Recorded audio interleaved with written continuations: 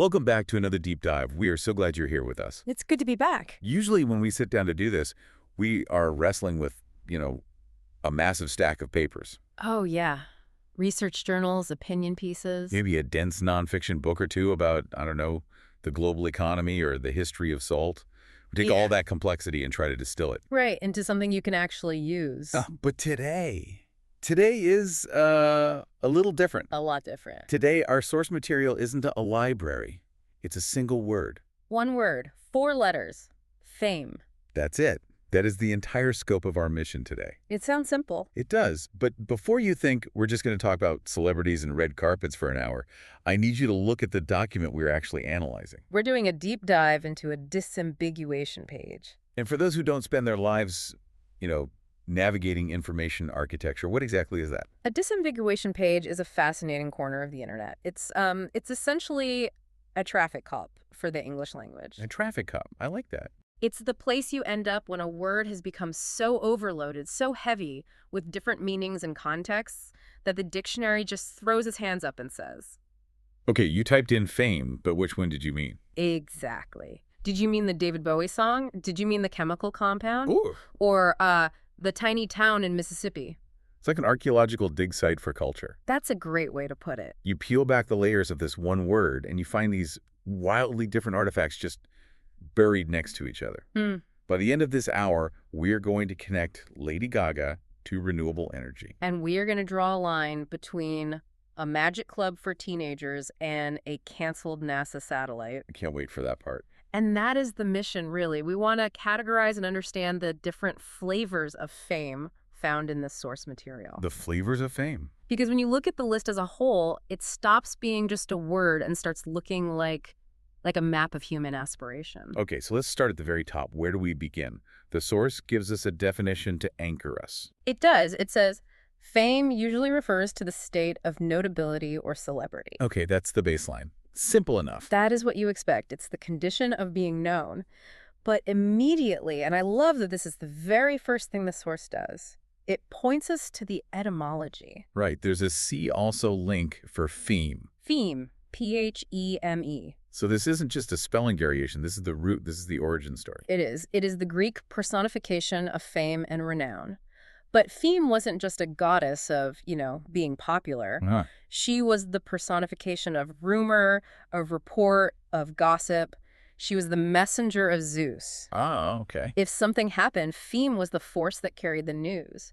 It's a reminder that at its core, fame isn't about being talented or being rich. It's about being spoken of. Exactly. It's about being a signal in the noise. And as we go through this list, I want you to keep that in mind, whether we're talking about a ship or a hip-hop album. These are all just modern vessels for that ancient idea. There are things that want to be spoken of. And looking at our outline, the biggest, loudest, most leg-warmer-wearing vessel on this list is the franchise. The Fame franchise. You absolutely cannot discuss this word in the context of the 20th century without anchoring it in the 1980 American musical film, Fame. It's the Big Bang. The source lists it so simply. Fame, 1980 film, an American musical.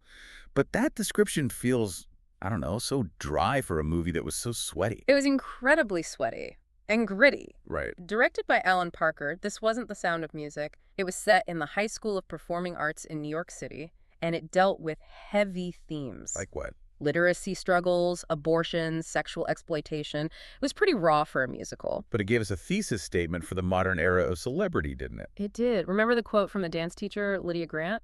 You want fame? Well, fame costs. And right here is where you start paying. Yeah. In sweat. That line is iconic. It shifted the cultural perception of fame. How so? Before this, fame was often portrayed as this magical thing that just happened to you. You were discovered at a soda fountain, that kind of thing. Right, the old Hollywood myth. But Fame, the movie, made it transactional. It made it a job. You pay for it in sweat. And that message really, really resonated. Oh, absolutely.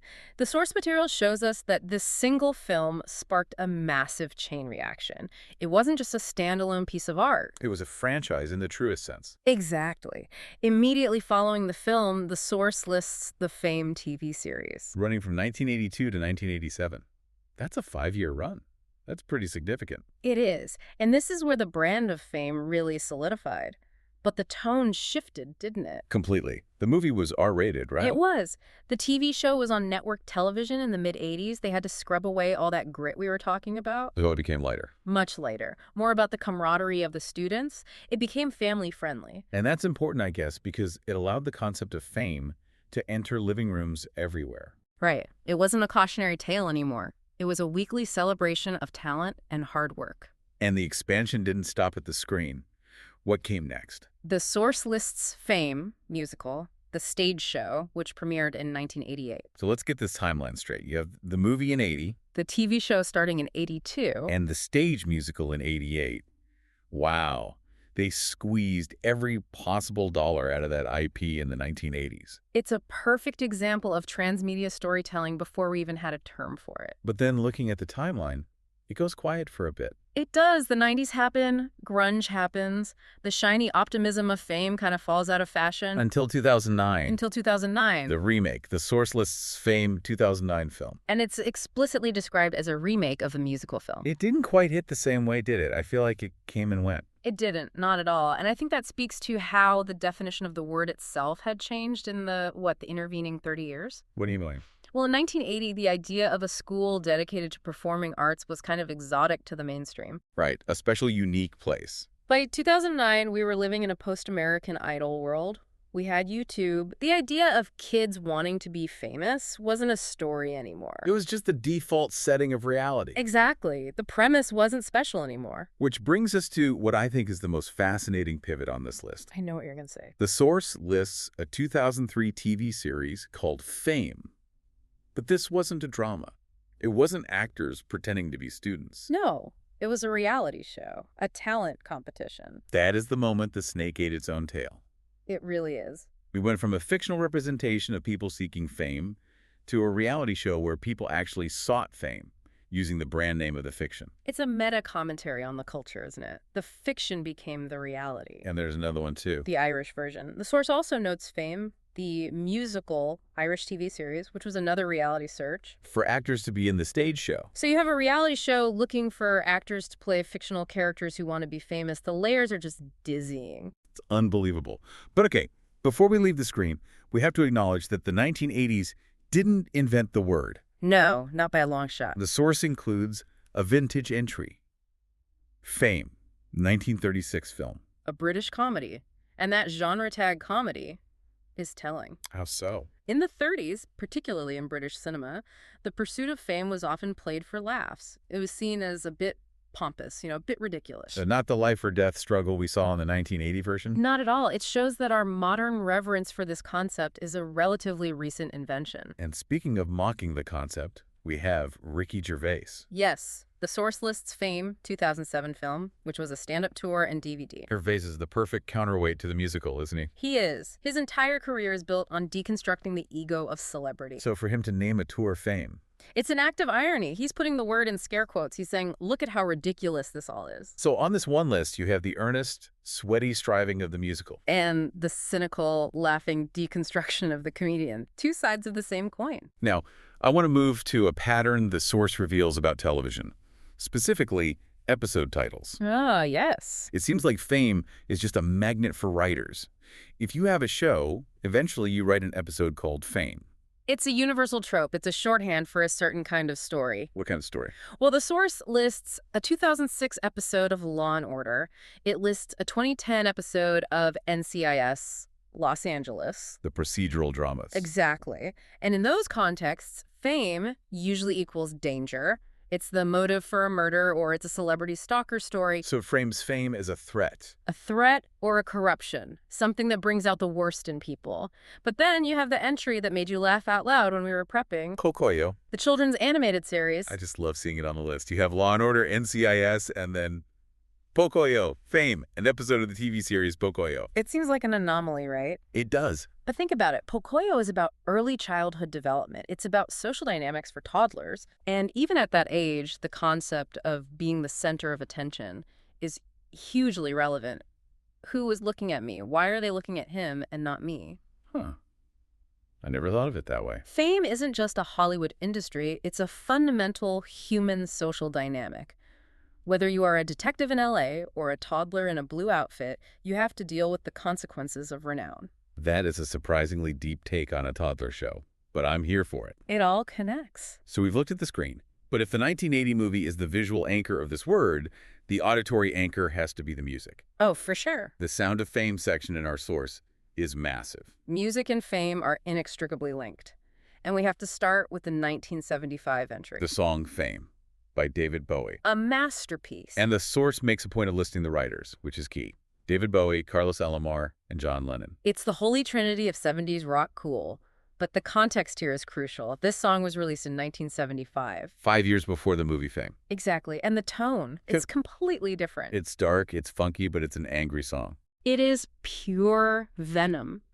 Bowie was in the middle of a messy management dispute. He was arguably the most famous rock star on the planet at that moment, and he hated it. And the lyrics show it. Absolutely. Fame makes a man take things over. Fame puts you there where things are hollow. It's an attack on the parasites, the managers, the emptiness of it all. And having John Lennon on backing vocals, a man who is literally trapped by his own fame. Yeah.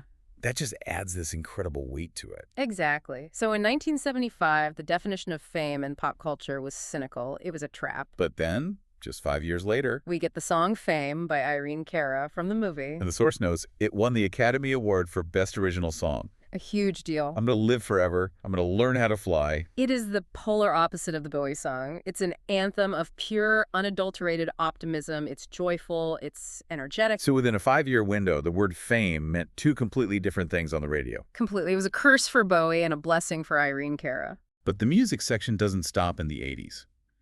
And this is where the disambiguation page becomes a timeline of style. I noticed a shift in how the word is actually written. You mean the acronyms? The dots, all the periods. The source lists a song by Young Jeezy called FAME. And Chris Brown's album FAME from 2011.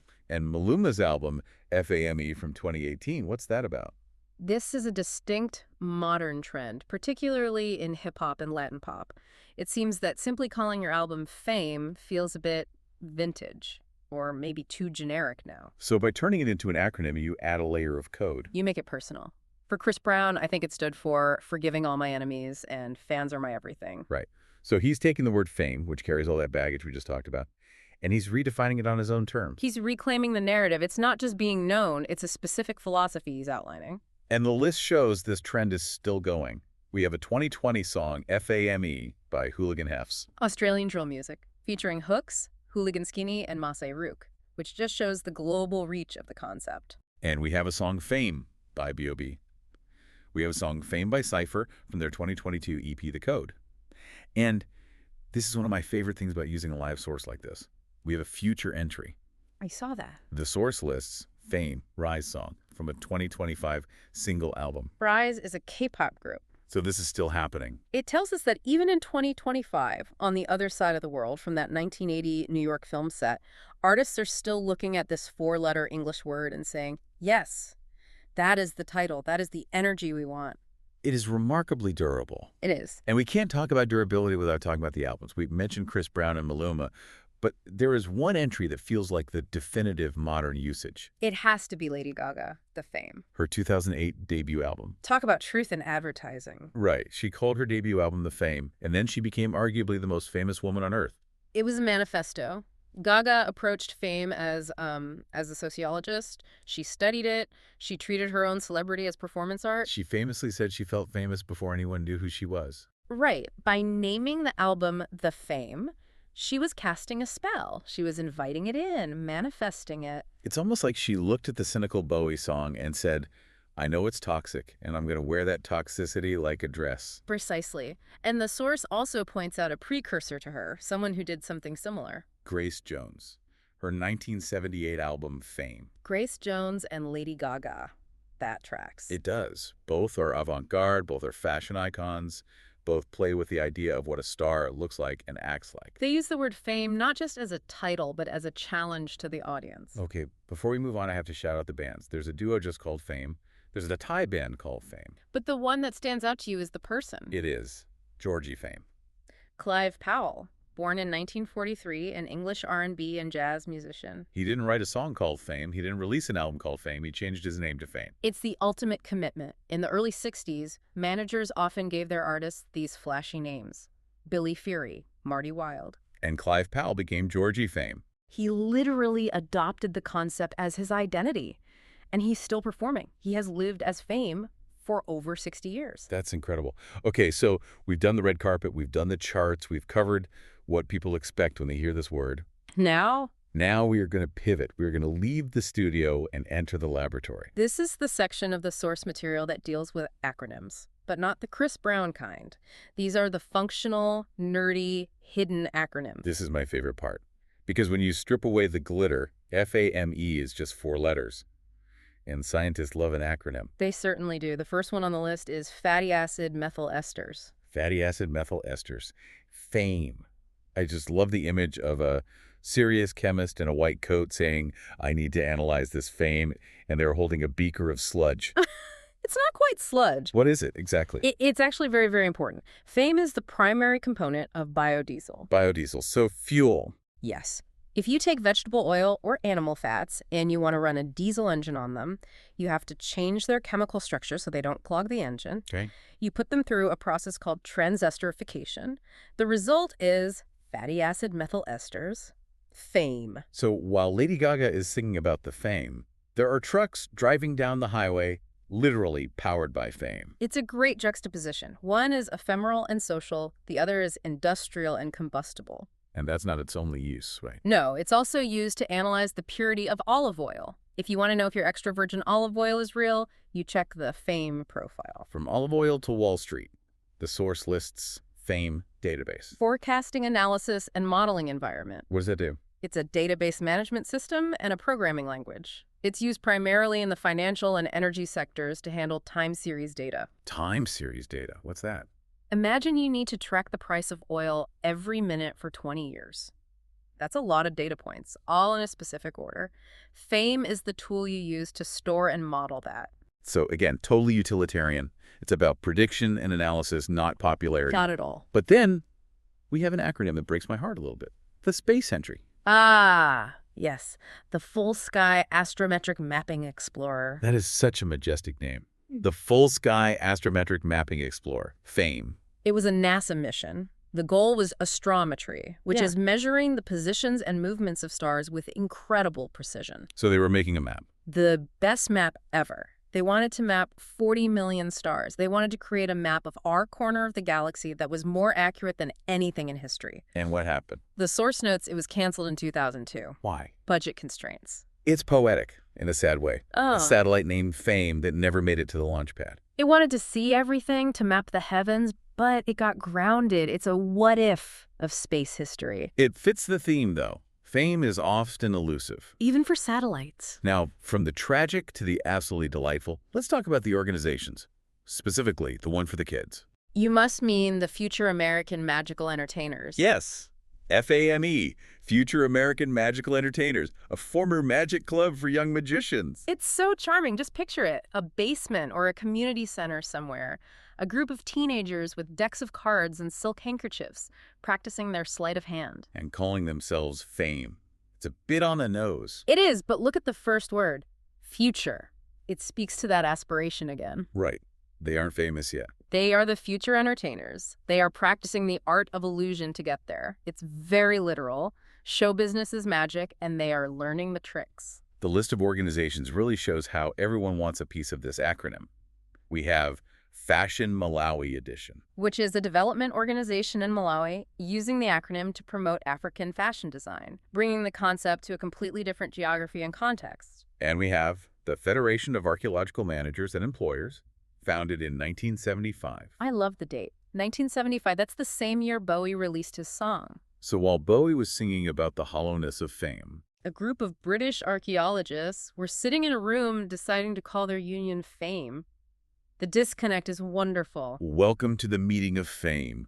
Agenda item 1, dirt removal. It just highlights the utility of the acronym. You have Federation, archaeological, managers, employers. If you string them together, you get a pronounceable word. It's branding. Exactly. Even for archaeologists, Having a catchy acronym confers a sense of legitimacy and importance. And that applies to sports, too, right? Falk Associates Management Enterprises. Founded by David Falk in 1992, he was a titan of the industry. He was Michael Jordan's agent. Wow. If anyone understood the value of fame, it was him.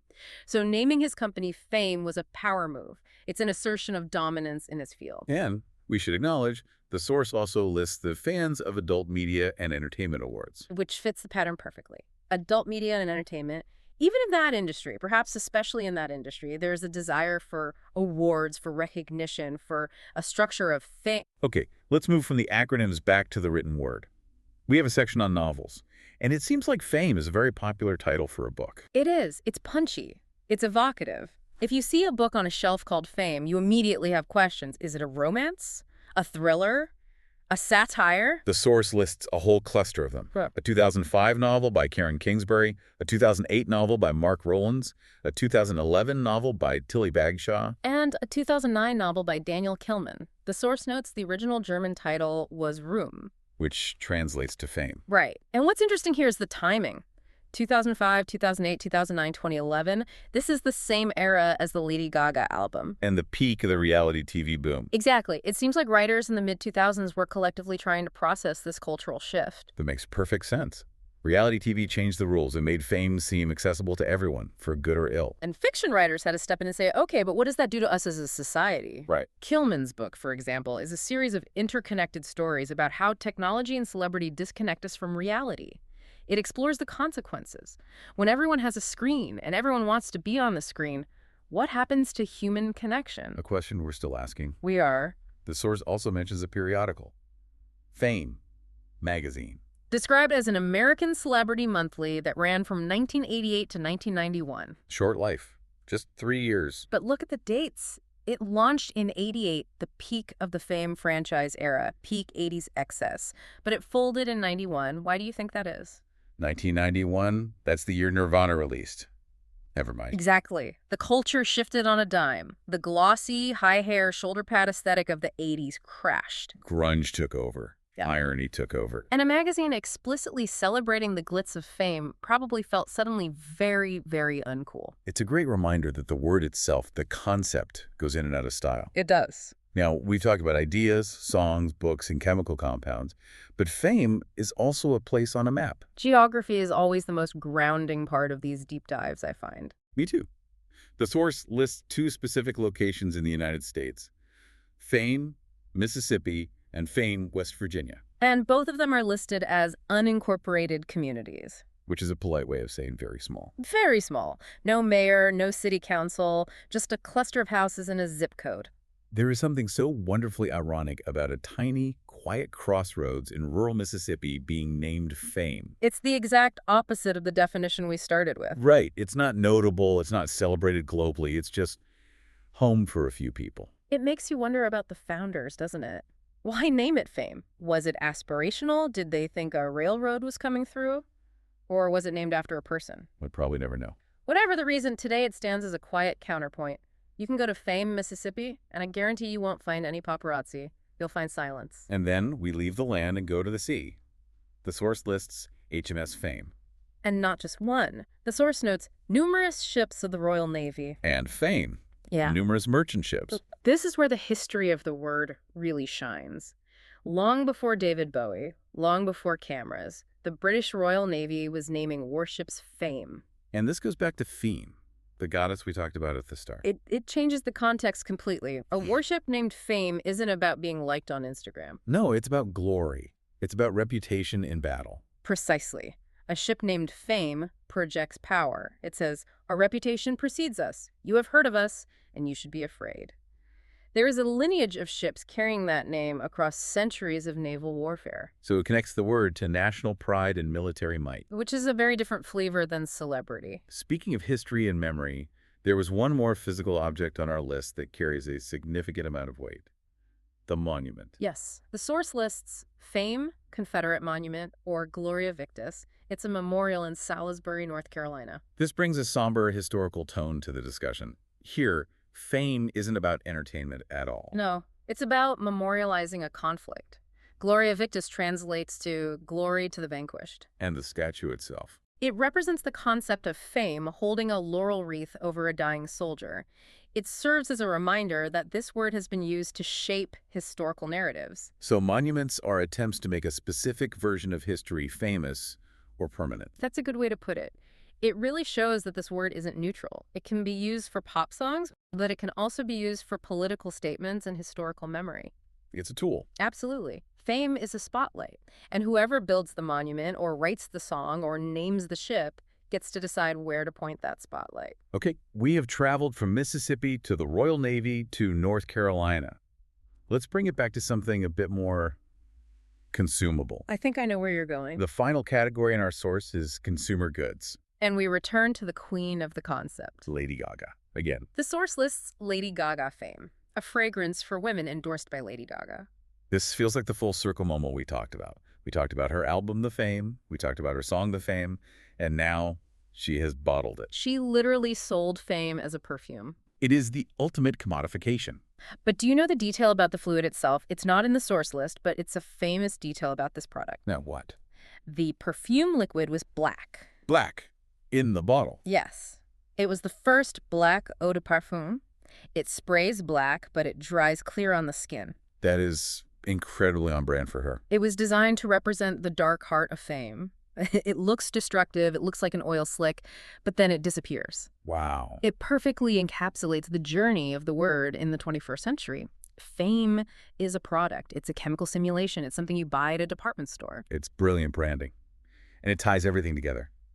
The list starts with a definition of notability, goes through movies, music, science, geography. And ends with a bottle of black perfume. It's a comprehensive ecosystem. It really is. So let's try to recap this journey. When we started, fame was just a word. Now it's a jazz musician from 1943 named Georgie who changed his name to fit the times. It's a canceled satellite that wanted to map 40 million stars but ran out of money. It's a magic club for kids practicing illusions in a basement. It's a chemical compound used in biodiesel to run our engines. And yes, it is a Lady Gaga empire. It's amazing how a simple disambiguation page can reveal so much about how we think as a culture. We use this one word to label our biggest dreams. Whether that's a platinum album or a successful harvest of fatty acids. That's the takeaway for me. While we usually define fame as being known, the source list proves that the word is often used as an aspiration. That's it. It's a label for things that want to be important. That small town in Mississippi named itself Fame because it hoped to be something. That debut album named itself Fame. That satellite was named Fame. They're all reaching for something. It's a badge of hope. Exactly. It's the human condition of wanting to matter, distilled into 4 letters. And I want to leave our listeners with one final thought, something to chew on. We mentioned fame at the beginning. The ancient personification of renown, the root of it all. In a way, every single thing on this list, every ship, every album, every magic club, is just a modern shrine to that ancient idea. We haven't stopped worshiping fame, we just changed the rituals. Instead of building temples, we film reality shows and launch perfumes. But the desire to be spoken of, is exactly the same. That is a powerful thought. The medium changes, but the human drive for renown is constant. Thank you so much for joining us on this deep dive into the dictionary. Who knew 4 letters could hold so much world? It was a pleasure to explore it. We'll see you next time on The Deep Dive. Keep learning.